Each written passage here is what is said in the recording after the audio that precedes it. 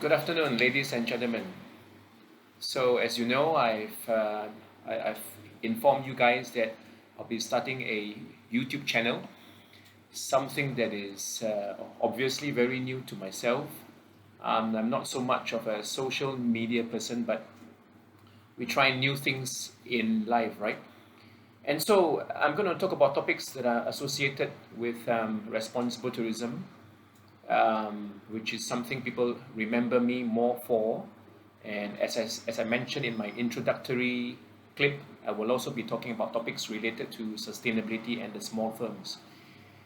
And so I was thinking one of the what should I be talking about in my first video clip. And so I've suddenly came up with this topic. It is something that was part of a lecture that I gave to a particular school. The objectives of ecotourism.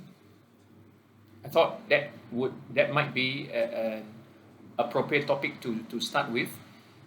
So in the many more video clips that I'll be doing, where I'll talk about things like community-based tourism and pro-poor tourism and such, and talking about sustainability and the SMEs.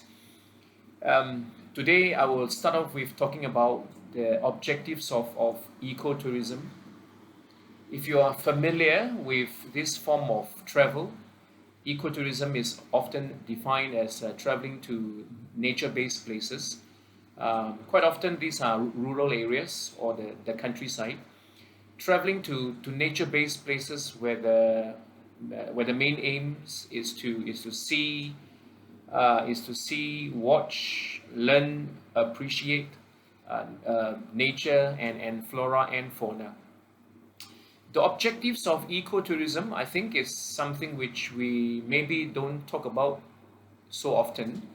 So when you start ecotourism in an area, which means you have the ultimate aim of wanting tourists to come to this area and using this form of tourism to bring about tangible gains for the local people, you know, not just the tangible gains, but the intangible gains as well.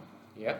So you are trying to use tourism or ecotourism to bring about positive impacts to both the place, the flora and fauna, and to the people in the community. What are some of the objectives then of starting this kind of tourism? And so I'm going to give you a few, and if you have certain objectives that you have seen or that you have heard before, that you have come across, feel free to drop me an email. I haven't quite learned to, you know, technically how to put things on my screen, but you can bet that will be something which I will learn down the line.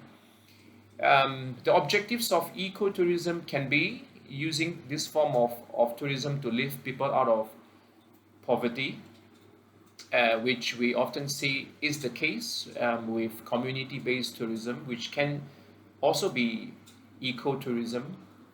The presence of the tourists and with all their spending might be a form of economic gains to the people there.